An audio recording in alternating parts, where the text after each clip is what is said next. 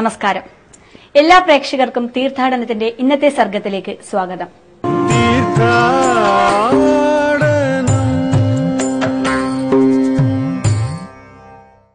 പ്രകൃതിയും ഈശ്വരനും ഒന്നാകുന്ന, മനുഷ്യനും ഈശ്വരനും രണ്ടല്ലാത്ത ആത്മീയ ചൈതന്യത്തിന്റെ ഉറവിടമാണ് ക്ഷേത്രങ്ങൾ.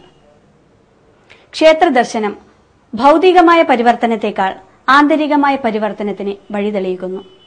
ഇരുട്ടിൽ നിന്നും വെളിച്ചത്തിലേക്കുള്ള വഴി, അജ്ഞതയിൽ നിന്നും ജ്ഞാനത്തിലേക്കുള്ള വഴി, ഇതാണ് ഈശ്വരനേക്കുള്ള വഴി. ശ്രീധർമ്മശാസ്താവ് ധർമ്മപരിപാലകനായി വർത്തിക്കുന്ന കൂനയിൽ ശ്രീധർമ്മശാസ്ത ക്ഷേത്രത്തിലേക്കാണ് ഇന്നത്തെ തീർത്ഥാടനം.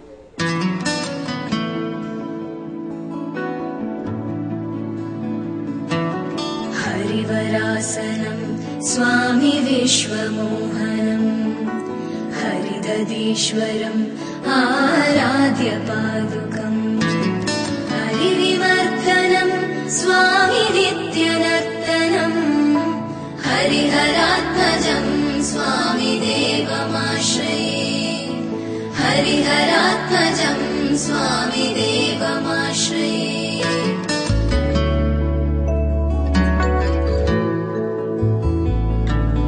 ശരണകീർത്തനം സ്വാമി ശബ്ദമാനസം ഭരണലോലുപം സ്വാമി നർത്തനാലയം അരുണവാസുരം സ്വാമി ഭൂതനായകം ഹരിഹരാത്മജം സ്വാമി ദേവമാശ്രയേ ഹരിഹരാത്മജം സ്വാമി ദേവമാശ്രയേ.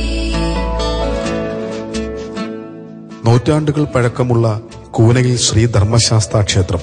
പണ്ട് വനഭൂമിയായിരുന്നു ഈ പ്രദേശം. കാലാന്തരത്തിൽ കൃഷിഭൂമിയാക്കാൻ കാട് വെട്ടിമാറ്റിയപ്പോൾ കാവും അതിനകത്ത് തകർന്നു കിടന്ന ക്ഷേത്രവും അതേപോലെ നിലനിർത്തി.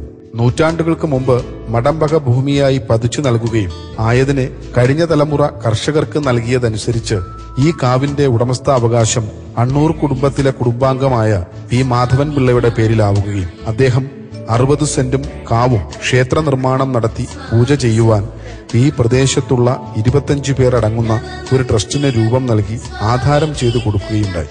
അതനുസരിച്ച് ട്രസ്റ്റ് ദേവപ്രശ്നം നോക്കി തന്ത്രിയെ കണ്ടെത്തി ആജ്ഞ വാങ്ങി മുറിക്കാവുന്ന കാവുഭാഗം മാറ്റി സ്ഥാനനിർണയം ചെയ്തു.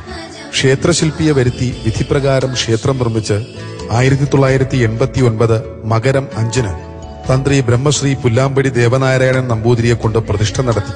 അന്നു മുതൽ 2 നേരവും പോറ്റിയെ നിയമിച്ച് പൂജ ചെയ്തു വരുന്നതാണ് ഇന്നത്തെ കൂനയിൽ ശ്രീ ധർമ്മശാസ്ത ക്ഷേത്രം.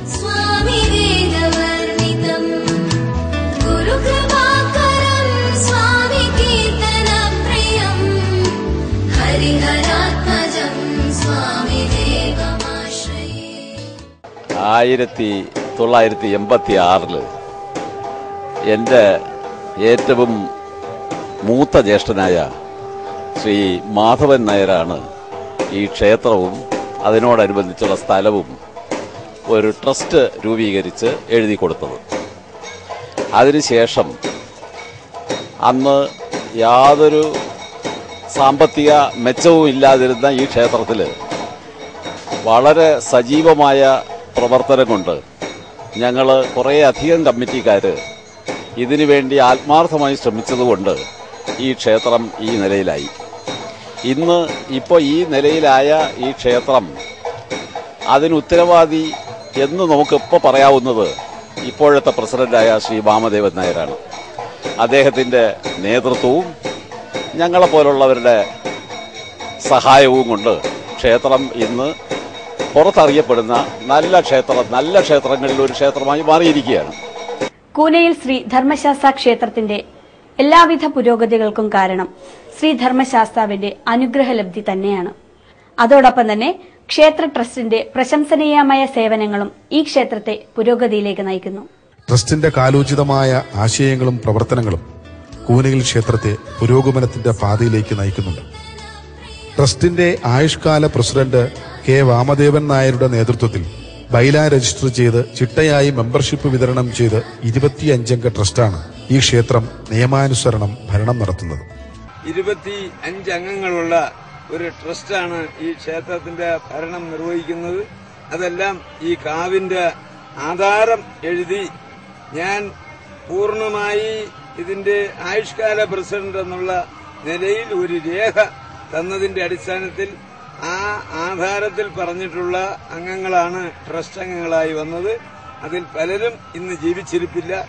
എന്നിരുന്നാലും അന്നുള്ള ഏതാനും അംഗങ്ങളും അതിനുശേഷം ആ ആധാര വ്യവസ്ഥയിൽ പറഞ്ഞ രീതിയിൽ അംഗങ്ങളെ നോമിനേറ്റ് ചെയ്ത് മെമ്പർമാരെ വച്ച് 25 അംഗങ്ങളുള്ള ഭരണസമിതിയാണ് ഈ ക്ഷേത്രത്തിന്റെ ട്രസ്റ്റ് എന്ന് പറയുന്നത്.